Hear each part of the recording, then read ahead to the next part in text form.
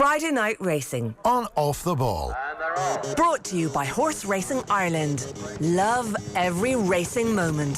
Visit hri.ie. Okay, you're very welcome along to this week's episode of Friday Night Racing here on Off the Ball. Friday Night Racing is brought to you by Horse Racing Ireland. Love every racing moment. Visit hri.ie. And we're going to talk about the Kerry National. We're going to talk about the Stole. We're going to specifically talk about handicapping this week. And I'm delighted to say that our guest this week is Andrew Sandy Shaw. Sandy, good afternoon to you. How are you? Hello, Ger. Very well, thanks. We've been nerding out in recent weeks about different aspects of the sport. Anytime we get the opportunity to talk to you, it's like brilliant, because I really feel like everybody gets an understanding of how the game actually works. Before I get the explainer this week, right? How do you become a handicapper? Like, because I presume as a kid you're not dreaming of becoming a handicapper. No, I wasn't dreaming of becoming a handicapper at all. I certainly always wanted to be involved with horses. My dad had been a jockey, trainer. My mother was involved in the business as well. And all we ever wanted was to get involved in horses. And that's how it came about. I spent a year in agricultural college prior to going to the Irish National Stud to do the stud management course there. And after that, I flew off to Kentucky with a number of my colleagues, and I worked as a stallion man over there, which meant looking after 4 stallions at Spendthrift Farm in Kentucky. How do you get the gig in Kentucky? Because it's like, I mean, I know it's not a world away, given that you've trained in agriculture college and then gone to the National Stud, so it might be a fairly natural progression. But for a kid from Kildare, it's not obvious that you're going to end up in Kentucky.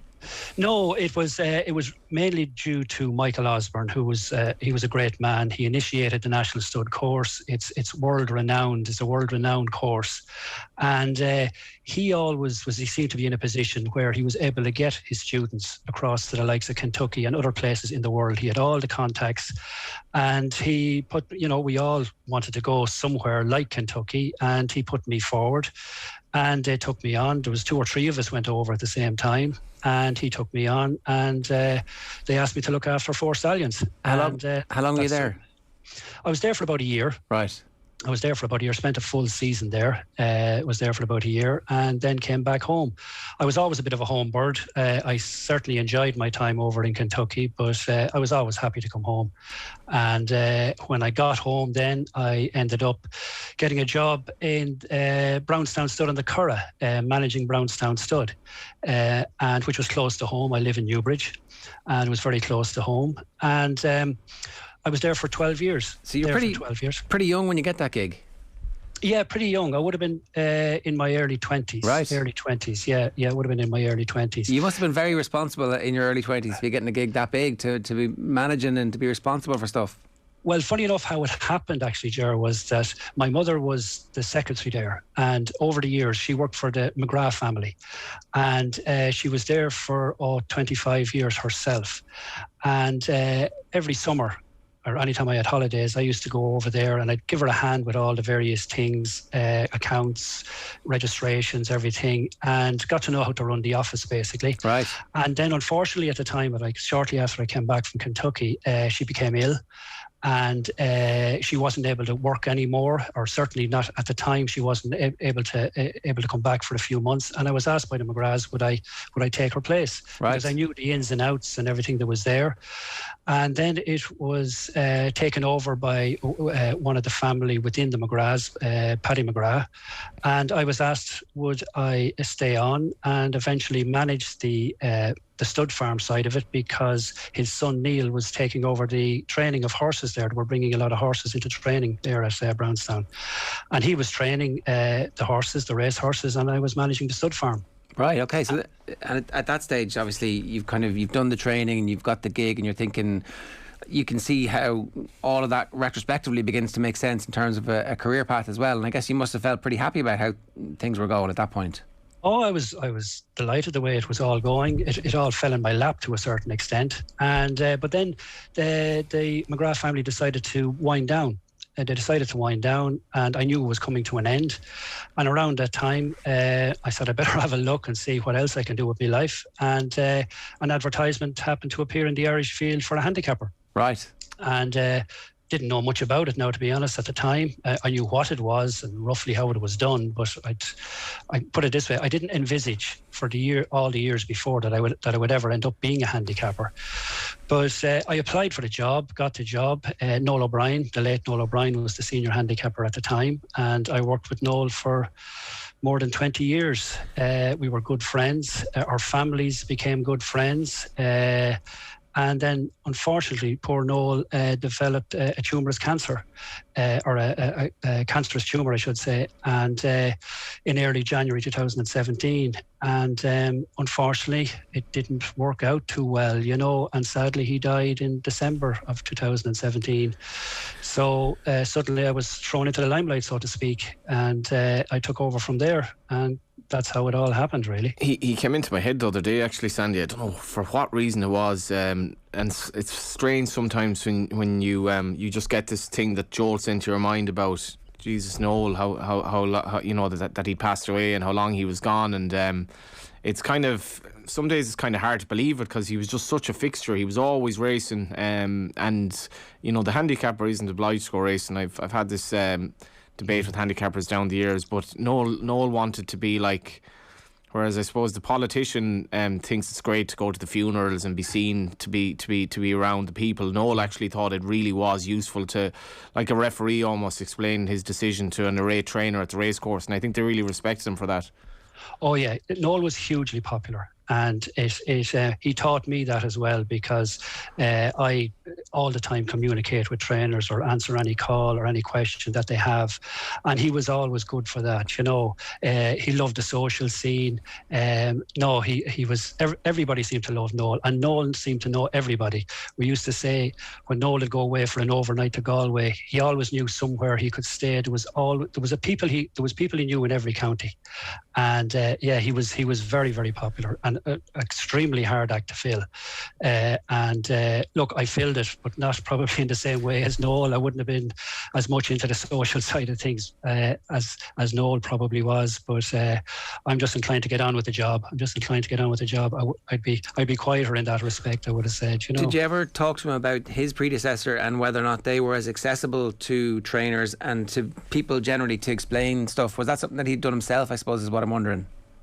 I would say, Ger, like back in that time, trainers and handicappers didn't really talk. Now, you do have to go back to an era you're talking about there when an awful lot of people hadn't even got phones, and as well as that, handicappers had to go to the races to see the races because right, of course. there was nothing on TV or anything like that. There was no SIS. I remember it was a huge jump when all you would get in a betting office was audio, and then suddenly we had pictures, and it was a huge thing. You had pictures in the bookie office, and then as time went on, you could get them on your home TV, and it developed there. Like where I am now. Yes, we use the TV, but we also now have access to all the cameras that the general public wouldn't see, right, like side-on shots, head-on shots, scout angles, everything so we are more or less able to do our job from home. But look, having said that, you like to go to the races, you like to meet the people. Trainers might have a few questions to ask you. Most of them will ring you, most of them will ring. We're always happy to oblige, and other than that, we'd meet them at the races and discuss their horses. I'm going to get into the use of the technology in a moment, but can you take us back to your first day when you've come from the bloodstock industry and managing studs and all that stuff to going into work, and it's like, right, let's handicap a race here. What are you doing? There's no school for that. Yeah. I hadn't a clue. When I started. You didn't tell them that in the job interview. I haven't a clue. Well, funny enough, actually, I didn't mention. I actually spent a month in Timeform, who are a well-known organisation which are involved in the handicapping end of things as well. And I went there for a month in 1977. It was just for experience. I knew someone that got me in there for a month during the summer holidays. So I did have some idea how it worked. And just in general, watching racing and I was a punter myself type of thing, you would study it fairly closely. But there's so much more to it than I actually thought when I actually got in there. And for the first year, was difficult, trying to work out how it was done, the processes and so forth. And then after about 3 or 4 years, you think to yourself, I have it now.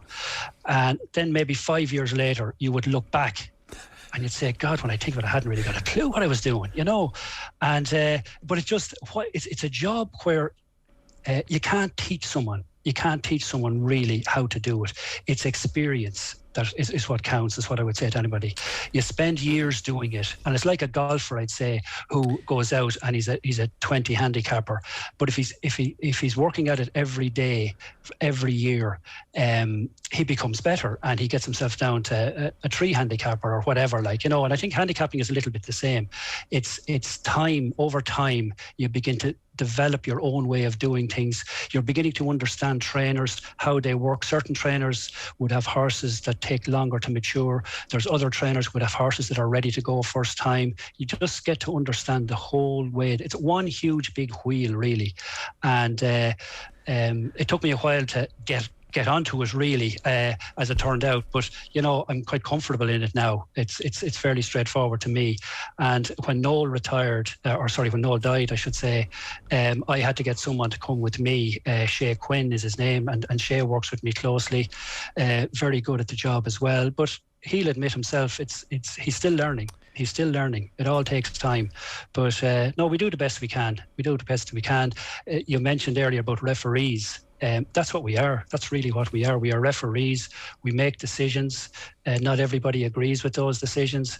But principally what I say, we don't always get it right. We just try to get it right more often than we get it wrong. I think you're probably slightly more popular than League of Ireland referees at the moment. But it's interesting because you said the golf handicapping like that.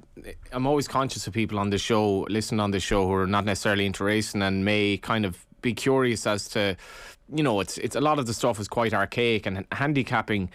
I'm sure a lot of people who are sports fans don't understand racing. I've heard about handicaps a million times, but still really have no idea. And I was obviously going to use the golf analogy. It's interesting you've used the golf handicapping analogy actually for your own job, but I suppose. Yeah. A brief synopsis, Sandy, it's to people listening in, a lot, whatever percentage, but a very large chunk of races are handicaps, and certain horses carry more weight on their back than others to essentially level the playing field. But I guess the challenge for you is the fact that racing is very unusual in that if in most sports you aspire to be the best, but in handicapping you initially aspire to almost be the worst because it gives you the best chance of winning, if you can explain that. Yeah, I know what you mean. It's most of the horses in our country, despite all the successes you read about Cheltenham and so forth and etc., but the majority of horses in this country wouldn't be good enough to go to Cheltenham. And in most cases, their only chance of ever winning a race would be via the handicap route. And yes, you have to watch races very closely. As I say, it's a lot easier now with all the various angles and so forth. But it seems to work okay. Yes, it's true. As I say at our trainers course, when I have to give the talk for the prospective new trainers, it is your job to try and get the best handicap mark that you can. That's their job. The lower of mark they can get, obviously the better it is. But as I said to him, don't stick the 2 fingers up at us while you're doing it. That you play fair, we'll play fair. Because I often say, Johnny, that if a trainer pulls the wool over your eyes and makes a bit of a fool of you, you're not as inclined to be as helpful next time around. That if there's an extra couple of pounds going the opposite direction, that's what they'll get. But I just find most trainers now, they're pretty easy to work with. We get on quite well, and I can't say I have any real problems. But it is a tricky sport that way. That it is in the interest of trainers to get the lowest possible handicap mark they can, which is fine once it's done within the rules. So how does it work? So when you're talking about the horses that aren't good enough to end up at Cheltenham, how do you categorise anything that is going to be a handicapper? Where do they start and where do they finish? Yeah, where they start, Ger, is that to qualify, they have to qualify for a handicap mark. And to do that, they have to run at least 3 times. Now, I'll just take hurdles for the moment. They have to run at least 3 times. The only exception to that is if they happen to win their first start. If a horse wins, he's immediately qualified for a handicap mark, or if he wins one of his first 2 starts, he's qualified for a handicap mark.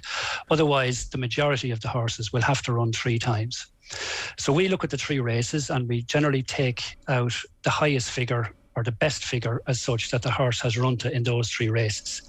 Now, we do that by obviously comparing those runs to on form lines with other horses that are in the race, or because those horses will possibly, a number of them will have run in other races, and we find a line where it leads us to maybe a handicapper who has a mark, and we use him and work it back, and it depends on the race, but if you can get a good line of form, we might have another horse in the race who has a strong line of form that we've already given a mark to, and if we're happy with that mark, then we'll work off that figure to get the mark for this particular horse. And we always hope, as I say, we're never always bang on, but we always hope that we can get that horse's mark within 2 or 3 pounds of where it should be, because that would mean that very quickly, if we're not right this time, the next time it runs, if it needs to come down a pound or 2, we'll do that. That horse will usually find its level, and then off they go. And then, that horse then in turn will be a help when the next one comes in that may have come from that race as well. But, it can happen that the horse that you give the mark to from a particular race mightn't turn out to be as good as you thought, might turn out to be better than you thought. So then you have to rejig all your figures. Right. Go back and look where you got that line of form, see how it has affected these other horses. Can you do that? With that, if I have a horse that goes well in its 3rd race, and it goes up against another horse that has yet to perform to its best, but that has a mark, and then later in the summer that horse performs really well, can you reassess my mark without me running again, or do you have to wait for me to run again and then go, okay? Yeah. No, we can reassess it. It often happens that, horse A beats horse B, and horse A goes on and wins again. And then you go back and you look at horse B and you'll decide, do we need to do anything with this horse? But we will look at the other horses from the race as well to see where they've all gone. And it might work out that the horse who went on and won again is the improver. He has gone on and improved, but the other horses in the race are telling us that the second horse hasn't improved.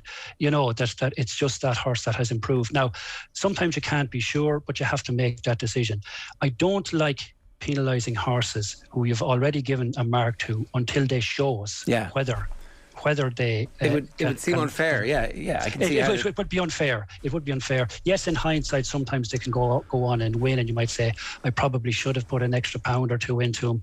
But I generally like that horse to tell us rather than using the other horse. When it's only one horse that indicates the form has gone forward, you go back and you look at the other horse. Well, what about the 3rd, the 4th and the 5th horse? Where did they go?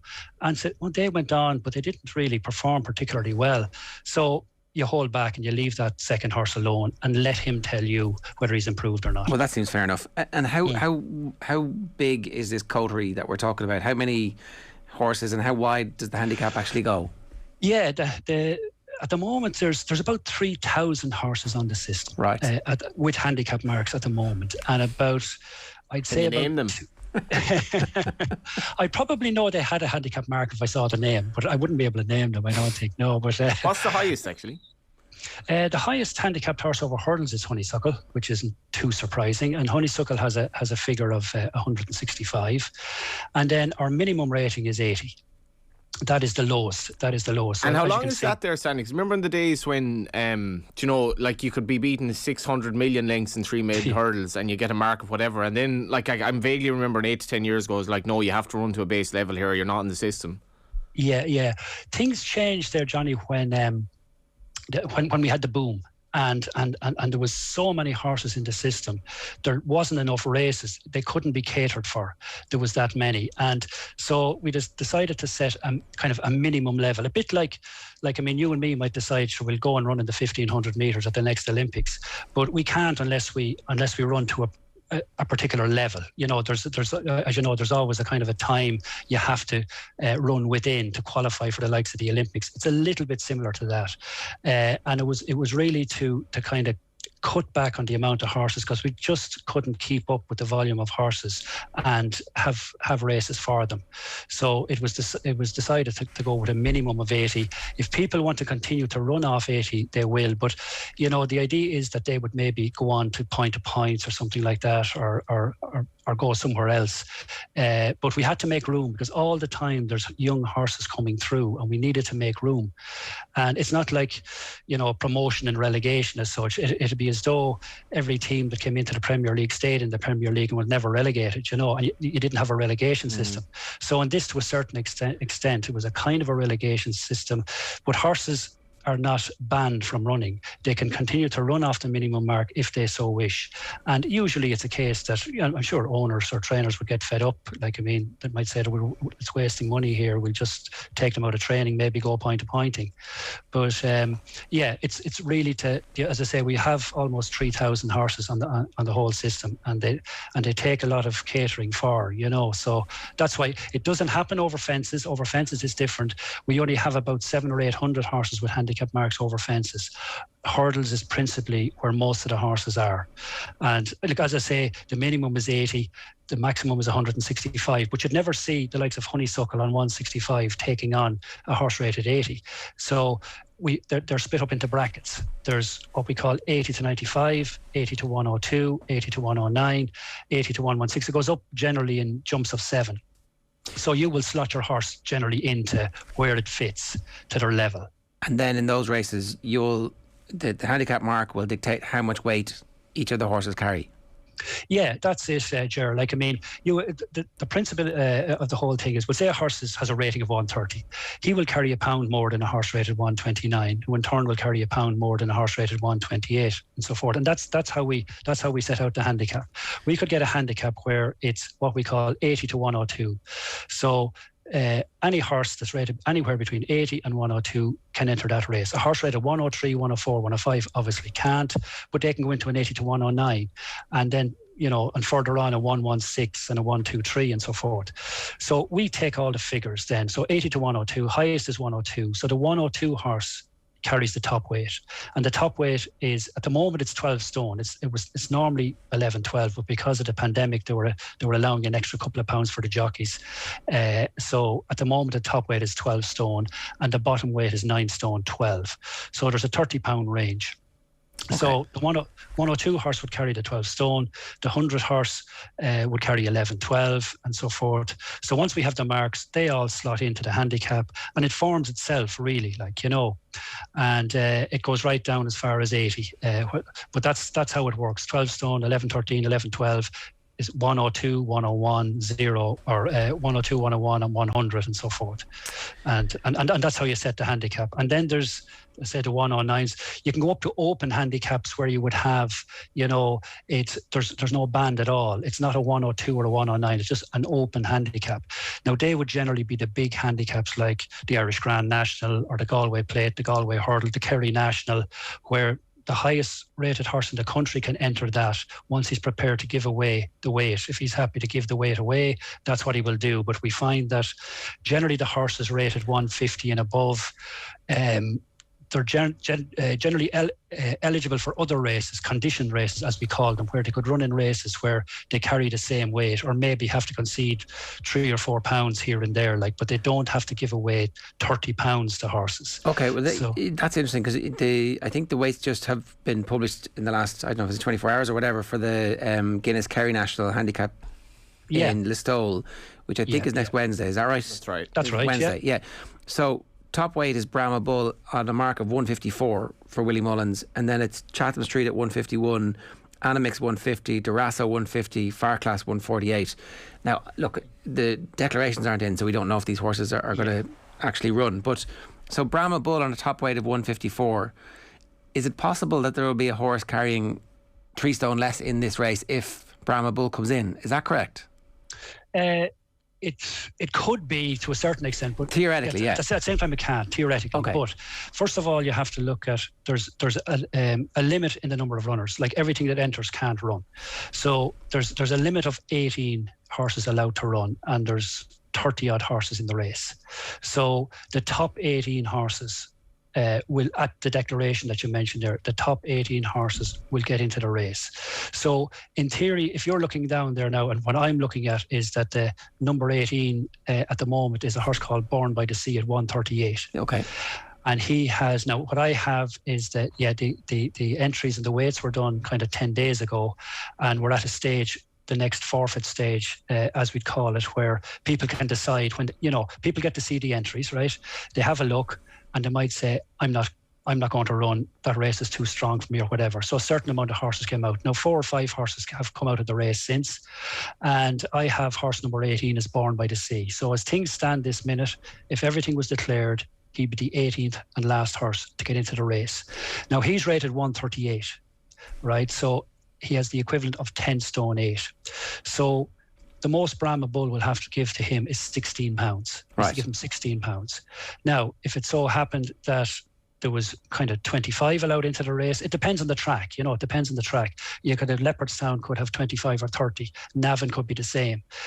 So it depends on how many horses the track can let into the race.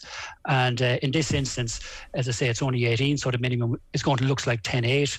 But as I say, if they were able to take 25, the minimum would be 10.4. So it'll take as many horses as they can. So Brahma Bull, it depends on what the bottom weighted horse is of the last horse to get in as to how much weight he has to concede all round. Okay, but that you'll see from the top 4 or 5 there's only a few pounds between them. That's what's changed as well in recent years, Sandy. That it's become, those kind of top races have become so compressed. Yes, yeah. It's very rarely actually when one of these top handicaps that you will get anything what we say is out of the handicap. And out of the handicap, just for Ger and anybody listening there, means where I was saying the minimum weight is 9.12, but when you go down what we call the long handicap, there could be horses on 9.10, 9.7, 9 stone. Now, if the 9 stone horse did happen to get in, he would have to run at what we call 12 pounds out of the handicap. So in other words, what we are saying, he should be carrying 9 stone, but because the minimum weight to be carried is 9.12, he has to carry 9.12. So he's 12 pounds wrong, as we would call it. Didn't stop Bobby Joe. Didn't stop Bobby Joe back in the day. Yeah, different era, all right. But you're right to say, generally we never have anything out of the handicap in these big races now. They're very competitive, and the quality of horse we have in this country nowadays. And just a properly stupid follow-up question. So say I have a 9 stone horse that does get in and I'm out of the handicap. Do you make me carry that extra stone, or do I get away with it? Yeah, no, you have to carry it. Right. You have to carry it. You have to carry that 9 stone 12. At which point, if I still win, everybody's looking at me going, it shouldn't happen. It shouldn't happen. Yeah, it shouldn't. Yeah. And especially if you've a gambled on winner who's out of the handicap, it's like, well, that's you're slightly pulling the wool over my eyes here. Yeah. Well, it'd be strange. You don't often. It can happen. It can happen. You mentioned Bobby Joe, but I think that was kind of a different era when, and I know other horses that have won from out of the handicap. It doesn't happen as often as it used to. That's all I would say. There is a beauty to it as well in that, and I imagine, and I'll put this to you, that there's probably, if not a grudging respect for the trainers who don't cheat, but you can handicap your horses in the sense of, like, I'm thinking of Dundera. And I still vividly remember him winning his first race over hurdles. I'm guessing he was rated about 85. Martin Mooney rode him, and he came through the field in Navan, like the proverbial knife through butter. But I'm pretty sure that was over 2 miles, or maybe 2.5. But he was running over. He'd been handicapped over effectively a trip that was too short. He ended up then bolting up, got in as reserve, I think, in the Thyestes. Paul Carberry won on him, and then he went on and obviously won in Cheltenham, came out of the clouds. But like even Favori Logique at the moment, for a more topical example, like I do really admire trainers who play by the rules but can sort of work the system where they have a progressive horse and they can get him handicapped and then he can progress and hit a kind of I suppose a golden spell like Favori Logique. Yeah, Favori Logique, is a very interesting one, really, because he had already run in handicap hurdles and chases, last year and all that, and didn't perform at all. But whatever Ross O'Sullivan did, he obviously found the key to him, and perfectly legit, like, you know, there was nothing to it. It wasn't as though he was being kept back in any of his races or anything like that to wait for this to happen. Most trainers can't afford to do that nowadays. You know, it was a case of the horse, whatever happened. You'll sometimes find wind operation, the application of blinkers or tongue ties or ground or trip. You'll often hear trainers say we were running him over the wrong trip but didn't realise it. And, you know, certain trainers, they'll just find the keys to these horses for various reasons. And it's perfectly normal. Like, you know, horses are entitled to improve. But that's a pretty good example of it. Can I ask you, sorry to interrupt, but just in terms of, you kind of inferred it there. I spoke to Noel Moran during the week. I did a piece in the Currency with Noel Moran that was on about his investment in jumps races, and he's almost slightly anachronistic now in that he's saying, I wouldn't really have any interest. I'd follow the flat, but I wouldn't have that much interest. So, you know, he says in over hurdles and fences there are obstacles to jump, but he's Noel obviously made a lot of money now. He's putting money into Bective, the local GA club. He's putting money into Gaelic Games. Primarily he's investing in horses, and he bought Apple's Jade for 530 grand, I think, in foal to walk in the park. But that process, if you're breeding a national hunt horse, and this is everything going right, you're talking 5 or 6 years to get the horse to the track at all. So, and I spoke to John McConnell as well last night about how popular Dundalk has been, and how, like, you know, a lot of owners now are more inclined to get into the flat game. Have you seen any change in the regard of, like, we're traditionally a national hunt country? Have you seen a change? You're talking about, like, the days of the Celtic Tiger and there were too many horses. Have you seen a change? And I know you're not handicapping on the flat, but where there has been a small bit of a sea change in terms of owners being more pragmatic and saying, even if I breed this horse, he or she'll race in 2 years. Whereas with National Hunt, notwithstanding that you've so many injuries as well, it's a long process and it's costly. Yeah. I've seen that. Certainly, it's become when owners buy horses, they generally want results a lot quicker. Back in the old days, if you remember the Derby sale, where there were 3-year-old geldings were being sold and they were bought and they mightn't hit the track until they were 6 and all that doesn't happen anymore. It's they want immediate results, really. You know, they generally want immediate results. So I think that's one of the reasons they might be inclined to look towards the flat, because horses, you buy a yearling, it's ready to run as a 2-year-old. They run over 5 furlongs. They can run more often, and it's all about speed. And as you probably see there, the likes of the staying races on the flat are not near as popular as the shorter trips. It used to be that the Epsom Derby winner one time, his objective the following year was the Ascot Gold Cup, but that wouldn't happen now because not commercially viable. Not commercially viable.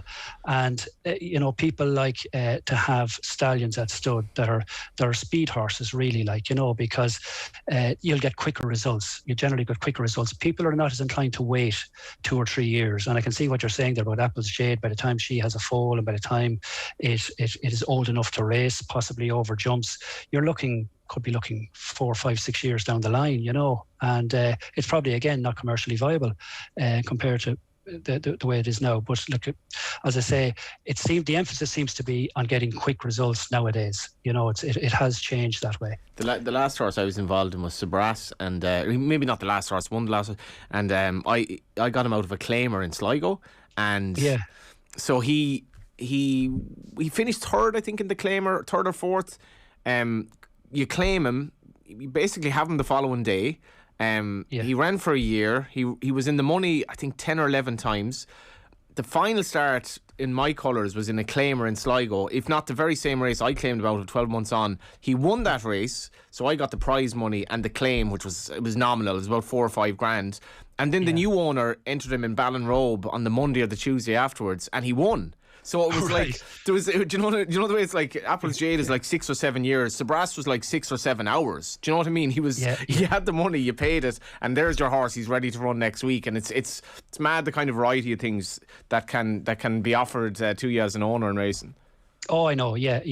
It's true. But I think, like, generally, I'm sure when you bought that horse, you were hoping for a quick result as well. Like, I mean, you were starting out with a horse there who was fit, who had run in races, who was ready to go straight away. So you hadn't the expense of, we'll say, if you bought a yearling in October and it was the following March, April, May before it got to see a racetrack, and you've had to pay all the fees up to that point. You've paid for the horse, and then if it runs a few bad races and the entry fees are adding up and he's getting nowhere, and they I always say it costs the same to keep an 80 horse as it does to keep honeysuckle. You know what I mean? It costs the same. So if you're not getting results fairly quickly now, you're not going to hang around, I'd say, too long, you know. A couple of texts in. Patrick says, are there any notable howlers that Sandy looks back on with his hands over his eyes? You don't have to tell us. You don't have to, but if you want to. I actually can't think of one now that I would call a howler. Is this your football career now, or you're handicapping? Yeah, that's interesting. All right, we'll have to get to that as well. Sandy was a very proficient footballer for Newbridge Town. Scored against Shamrock Rovers. Oh no, I'm starting to go all red here now, Johnny. Take it easy there. But no, I can't remember. And actually, sometimes a horse would win 10 lengths in a handicap, and you might have said to yourself that, God, when I look at it now, I probably underestimated him or something like that, but you just take it on the chin, and you'll obviously penalise the horse for the fact he won so easily. But I don't I hate saying it because it sounds like I'm perfect or something like that, which I'm not. But it sounds like the way you've described it is it's this constantly evolving and rapidly shifting massive algorithm that you guys have to have in your heads. Do you write all this stuff down? Is there written records of, like, do you have massive Excel sheets? What do you actually use to keep track of everything? We use a program generally called Raceform Interactive, and it's now we have our official database with all the horses obviously on our system and so forth and etc. And we have form books, but everything is really online now. And we use a program called Raceform Interactive, which is run by the Racing Post. Right. And it's a system. It just gives us easy access. We can cross-reference. Horses, have these horses met before, but just with a click of a finger then you can find out what they've met before, how did they perform against one another before, and you can immediately see the different distances they ran over. You can look back and see, maybe he was running over too short a trip, too long a trip. There's 101 things you can look at on this. I was actually going to ask that. What are the key things that you look for? Because obviously, as different punters have different ideas when it comes to, I'm going to back this jockey, I'm going to back this trainer, I'm going to back horses who like a particular type of ground, I'm going to back horses on a Tuesday. I know somebody who took times and was obsessed with the times and said that worked for him. What do you do to say, I think this horse is going to be off this rating? What are the kind of key data points that you look for? Yeah, we use everything really, Ger. Yes, we use ground, we use distance, obviously. We look at if the horse is running point to points or if the horse has come off the flat. Now, we don't use it literally, so to speak, in that a horse might come off the flat rated 50, which would be very moderate. So he comes hurdling and he runs 3 very moderate races before he gets his handicap mark. So it appears from his flat form as well that this horse is just moderate. He's just not much good. So we're usually happy enough with them. It's more if you have a horse that's a very high rating on the flat and he runs in 3 hurdle races and his hurdle performances are nowhere near the level of his performances on the flat, and that's just to give us an idea of their level of ability, because there's an awful lot of horses who would be rated highly on the flat but just don't take the jumping hurdles. They just don't. It's a different discipline and they just don't take to it.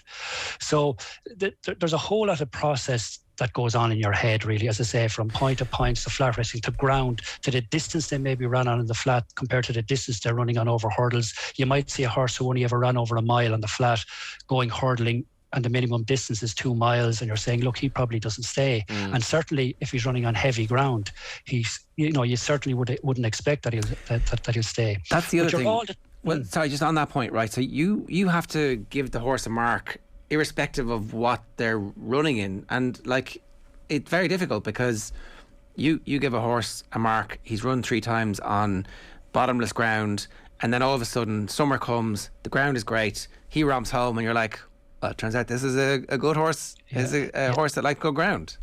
Yeah, that can happen. Generally speaking, if we have a horse exactly like the one you said, it has run 3 times, we don't have to handicap a horse after 3 runs. That's one of the bits of discretion that we have. If we look at this horse and we have an inkling that it's maybe better, that we'd like to see it on better ground or a different trip or whatever, we probably won't handicap that horse, and we'll make it run a 4th time. We'll make it run a 4th time and look at it again.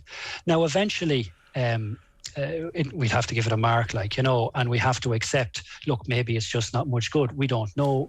We're all the time reading between the lines. We never see these horses working on the gallops, or we never see them working up the curl or anything like that. So we're reading between the lines all the time. And when you don't handicap a horse after 3 runs, you will often get a trainer will ring you and say, why didn't you handicap my horse? And you have a conversation with them, discuss the horse, say what you think, and he'll say what he thinks. And if you're happy enough, well, I find the way I do it, and if I'm happy enough the way he's putting his case forward, I'll say, okay, I might say, I'll give it a handicap mark, or maybe run it once more, we'll see. But the advantage, as I would call it, is the onus becomes on the trainer then. If he tells you, I tell you, this horse is no good, and you give him a relatively low mark, and the horse comes out and wins, then it's like the boy that cried wolf. His next horse comes in. He's going to have more than one horse in training if he's going to make a career out of it. So he comes back to you the next time, and he's on a very sticky wicket then, because you're not inclined to listen to what he has to say. And over the years, you develop a relationship as such with trainers who you can trust, and if they tell you straight, look, that horse is way too high or whatever, I'm inclined to take it on board. And it's usually the case. It is usually the case. As I say, we're not always right. Yeah, and fair enough. I encourage the younger trainers coming along in particular to talk to us about their horses, that they're training them. And we're there to facilitate them to a certain extent, but we just want to have a level playing field, and any information they can give us about their horse, we will take on board and then decide what we're going to do. But obviously, as I say, if they pull a fast one as such, it's the only gamble that they'll ever land, as far as I'd be concerned. Yeah, no, fair enough. And sorry, just to labour the point on the data again, because it's not just the trainers who are sometimes taking you on; it's obviously the punters as well. There's no single individual data point. Like, you take splits and all that kind of stuff into consideration, but it's the full picture that you've built up over the years of watching this horse, the predecessors of this horse, this trainer, horses on this track. That's what all goes into it. Yeah, times would come into it more on the flat, because it's a lot more straightforward on the flat, I would have said, in that there's no obstacles in the way for starters, and there's they kind of have pretty standard times. In jump racing, a hurdle race, they could jump off. You could have 2 divisions of a handicap hurdle, we'll say. First one is run kind of 20 seconds faster than the other. Now, I would certainly take that on board, that one is run faster than the other. And you'd say, well, look, they obviously went very slow in this particular race, and then it was a bit of a sprint, whereas the other race was run from end to end. So you would take note of that. Everything that becomes, a slow pace mightn't have suited one horse. So you have to take that on board. There's a whole lot of little things. Obviously, as I said, the obvious ones are the ground, the trip, the ride the horse got, how he jumped. And that's the difference between the flat, obviously. You have to make decisions about, would horse A have beaten horse B if he hadn't made a mistake at the second last, or if he hadn't fallen at the last, or whatever. So you've got to watch a race 15 times if there's 15 horses in it, essentially. I wouldn't say I'd watch it 15 times now, to be honest with you, but usually close enough. You'd watch it a fair few times. You would go back over and over it, but you would, and I have to say, like that, say now we've 25 runners in a race at Navan, as we probably will have tomorrow. As I say, I'm not going to see every horse in every race and exactly how they ran. I actually break it down. And there's particular horses I will watch. Like the horse that's having his 3rd run over hurdles, this is going to be his qualifying run, so you would take a particular notice of him. The horses that have handicap marks, they're straightforward enough. You can keep an eye on them, and hopefully they're the ones that are going to help you evaluate the whole form of the race. But horses that are having their first ever run over hurdles or fences, to me, I'm not saying we give them a free pass, but look, every horse having his first run will need the experience and will come on, will take more of an interest the second time and an even closer interest on its third start. And you don't see everything. You watch replays and numerous times, certainly, all right, but you wouldn't necessarily have to watch every horse in every race to watch it 15 or 20 times, and then look, over time, I'm doing the job so long now, you get your own way of doing things. You just have your own way. And then we have what we call the steward secretaries and the stewards who monitor the races. And they might come and say to me, that horse there was quiet enough or whatever, and we take notes off one another and keep an eye on them the next time. Or maybe if a steward or a steward secretary mentioned the horse to me, when I go back home and review the race, I just take a particular notice of it just to see. They're like your umpires calling you in to hear. Yeah, no. Keep an eye on that corner forward there. Yeah, they're a great help to us as well. And it's not just a one-man team, But before you go as well, just I'm sure your interest was piqued by the recent British official response to Cheltenham, which to me now is kind of the equivalent of repainting the house that's built in a swamp, because I think the problems in British racing are nothing to do with their handicap system, to my mind. Now, that's just my view. I think British racing is in, if not an existential crisis, is in for a very, interesting year, 10, 20 years ahead. But what did you make of this? They've reacted to the fact that Irish horses obviously absolutely obliterated the British horse in Cheltenham, which was a massacre, really, considering Irish horses really should only be winning, give or take, fifth to a third of the races over there. What did you make of their tweak into the system that followed Cheltenham? I always admire the BHA, the way they do these things. They do try to look at everything to see if there's a reason why this is happening. In my mind, it's simply because we have the best horses. Exactly. We have the best horses, and that's it. Like, as I often said, if you put Pep Guardiola in charge of Rochdale, they're not going to win the Champions League because Pep Guardiola's gone there. He needs the players. And the top four in the Premier League, I was reading in the Racing Post actually there this morning, that the top the winner of the Premier League comes from the top four, generally speaking, the top four with the biggest salaries. So the big money buys the best players. The big money buys the best horses. So if you have the best horses, you're going to win the big races. And I know people have said to us that, well, that's all very fine if you have the best horses, but handicap should be a more level playing field. But they kind of go hand in hand in my book to a certain extent, because back in the late 80s there, when we were on the floor as regards winners at Cheltenham, we hadn't, times were bad, and every horse that won a decent race in Ireland, a bumper or a hurdle, was on the boat to England the following week. And they had all the best horses. But interestingly, around that time, 87, 88, 89, we had one winner in 87, one winner in 88. We had no winners in 89, and we two winners in 1990. And at the same period in those 80s, we only had four handicap winners in that whole decade. Wow. We'd only four handicap winners in that decade. I think it kind of goes hand in hand. And the country was in bits at the time. The country was in bits at the time. They haven't got the owners that we have now. And thanks to the government backing and everything that we have better prize money. And the better prize money, we have the likes of Kenny Alexander, who owns Honeysuckle over here. We have Cheveley Park Stud, who've Envoy Allen, Sir Gerhard, Colixias. And they're all in training in Ireland. That's where the money is at the moment. So we have the best horses. We're buying up the best horses, and the best horses win the best races, just like the best players will win you a Champions League.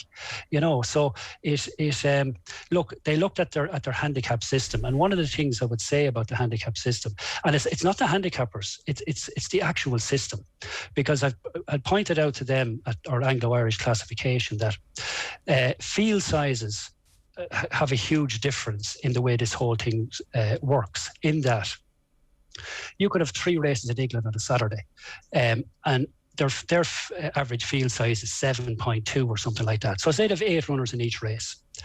We have an equivalent race in Ireland and we can accommodate maybe 25 horses in the one race. And they have 3 races over there in 3 different parts of the country over the same trip and all of that, but they've only 8 runners in each race. So over there, maybe the winner of each race will go up £7. The second will say might go up £2 or £3. The third might go up £1. So in effect, they are putting up 9 horses in their rating system. In Ireland, they all run in the same race. And when they all run in the same race, we're only going to be putting up the first 3 probably. So we'll only be putting up 3 horses. They'll be putting up 9 horses. And what's more, if we have 24 or 5 runners in a race, we'll probably drop 10 or 12 of those, whereas they'll only drop 1 or 2. You know, so you can see, in my opinion, how their ratings climb, not because of the handicapper, but it's the handicapping system. The fact you can run 3 races in 3 different parts of the country over there. And generally, of course, we only have 1 meeting at the same time here, but we can accommodate all our horses in the one race. So that's just the way it is. You know, that's just the way it is. They have too much racing. They're very small field sizes, and also 67% or something like that of their 81% of their chases over there, for example, are handicaps, and only 43 of ours are handicaps. And over there as well, in Britain, 57% of their hurdle races are handicaps, and only 40% of our hurdles are handicaps, which that means that the trainers are running horses in an awful lot of races, and they've nowhere to run but handicaps. So their ratings, when they win or whatever, they keep climbing. They keep climbing. But I was looking at an example there of a winner we had of the handicap, Galloping the Champ, who went on to be a Grade 1 winner that Willie Mullins had, and he won it was the Martin Pipe it was that he won. And we were first, third and fifth, and the British were second, fourth and sixth. So between us we had 3 each in the first 6 places, well divided up. And when I looked at it, the 3 Irish horses had only ever run in 4 handicaps in their career. Galloping the Champ, the winner, was having his first handicap start. The British horses had run between them, the second, fourth and sixth, had run between them in 21 handicaps. So they were hugely exposed. They'd reached their limit, and, you know, they couldn't go any further. Whereas our horses were really unexposed, particularly the winner who had never run in a handicap before. And I think, you know, that's the problem with their system. They have too many handicaps over there. You can pick and choose a bit more here in Ireland, but the Irish trainers, you know, they do the job so well. They target these races from the start of the season. They might have a run in a handicap before they go, they might not. But whatever way they go, they will go over there unexposed with a few pounds to spare. Whereas the British horses seem to be handicapped up to the hilt by then, because they run in nothing but handicaps all season, you know? Yeah, the best explanation for that I've ever heard. Yeah. Makes sense. Absolutely, yeah. There are lots of issues in terms of the depth of the respective sports, but that's staggering, really. You know, 4 handicaps from 3 and then 20 odd for the other 3. So there you go. Yeah. So, like, once you run in a handicap, you're exposing yourself really, like, you know, and then you reach a level, and then you kind of pan out, you know, and that's it. But as I say, our guys are just do the right thing. They go over there with a bit up their sleeve, so to speak, even if they have run in handicaps and that, you know, they might run for a bit of experience, but they're very unexposed. You know, you're only going to expect them to improve, really, like. So I just think before they go, they have a few pounds in hand, maybe, before they even start, you know, and that's what I think that makes a big difference. It makes a big difference. Is this your favourite time of the year, Sandy, where absolutely everything is possible? The season is just getting started. You've done all your work over the summer. You made sure everything is ready to go, and from this point forward, all the information is changing minute by minute, really. It is all the time, yeah. And I love this time of the year. It is, as I said, the unofficial start of the National Hunt season, kind of when you get to Listowel, even though it officially starts in May. And you do have the Galway Plate and the Galway Hurdle there as well, 2 very good races during the summer. But it's just, this is where the kind of the Cheltenham horses and the entry horses and those start to appear. And it's always a pretty exciting time. Plus all the new novices coming out as well, you know. So yeah, it's pretty exciting time. It'll build up to Christmas, which is great. Then we all take a breather until the Leopardstown festival comes along, and then on to Cheltenham. And for me, it makes the year fly, to be honest with you, the way it works, you know. There's always something to be looking forward to. Andy, brilliant. Sadly, brilliant spending time in your company again. And I definitely always feel like we're a little bit smarter, even if all the information doesn't always get retained, because there's a lot of it. But it's an incredible job you do, and thanks very much for sharing that with us today. Thanks, Andy. Not at all, guys. See you then. Andrew Sandy Shaw there, the handicapper who's responsible for essentially trying to make all the races finish in a dead heat. Yeah. Very difficult job. Very difficult job. You know, whenever there's a dog race and they finish up with a blanket over them, they say hats off to the grader, and that is, if they say the referee's best outcome is when nobody talks about him, which is a little bit simplistic, but I think that's kind of still vaguely true. The handicapper's best job is when they all finish basically in a line. Yeah, and that's when he has his his moment of kind of proper. I've done my job here. Friday Night Racing is brought to you by Horse Racing Ireland. That's two quick things to tell you about. I want to tell you about a cycle that is taking place. The Coast to Curragh charity cycle in memory of Pat Smullen goes to post next Saturday. That's the 25th of September. This is the type of things right up your street. I'm taking part. Are you? I am. But I think I think I will have to come back here for work at 3 o'clock. So, but I'll take part as much as I can prior to that. And it starts pretty early. It's like 7 o'clock at Laytown in the morning. Finishes at the Curragh. The cycle is 155k in total. That took you 6 hours to do 155k during the week. That was a lot, according to your Strava. Yeah. There was a lot of climbing in it. It sounded like there was pints in the middle. No. No. I would definitely not advise pints in the middle of a cycle for various reasons. But Beara Peninsula, 160k, but a lot of climbing the Healy Pass twice. Right. So yeah, it's tiring. That's not the 6 hours doesn't account for the stoppages in between for coffees and so on. Well, that's what I was saying. Starting at Laytown, finishes at the Curragh. The cycle's 155k in total, and all the money is going to be donated to Cancer Trials Ireland. Check out coasttocurragh@gmail.com for a sponsorship card, and there's a Coast to Curragh GoFundMe page as well. Great cause, yeah. And I was talking to Gavin Lynch, the organiser. Obviously, this is in response to Pat Smullen's death, and Gavin's own mother passed away from pancreatic cancer as well, so it's primarily for that. And Pat's anniversary obviously was last weekend, so it's a great cause, and taking in some great racing landmarks on the way. It says here, the battle for the minor places and the tote tend to follow has taken a turn. Johnny has overtaken me to grab second place, mostly thanks to his Irish Champion Stakes winner, St Mark's Basilica, which he did try to have removed from his stable, by the way. Yeah, but he got injured. 13 points separate second and third places, so it's not over just yet. Tote would like to let customers know that the Tote jackpot is back. To play the jackpot, you pick the winners in races 3 to 6, and you can play the jackpot at any Irish race meeting and on tote.ie. That's Friday Night Racing on Off the Ball, brought to you by Horse Racing Ireland. Love every racing moment. Visit hri.ie. Anything about this weekend's race you want to talk about? Listowel starts Sunday, and obviously Navan tomorrow, and Gorn, very good listed race at Gorn, and Navan return of Gordon Elliott, and Davy Russell is back today.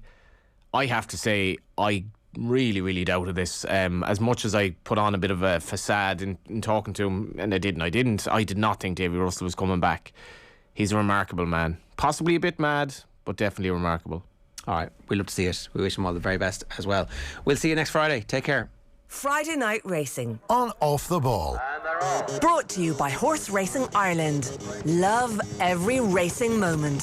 Visit hri.ie.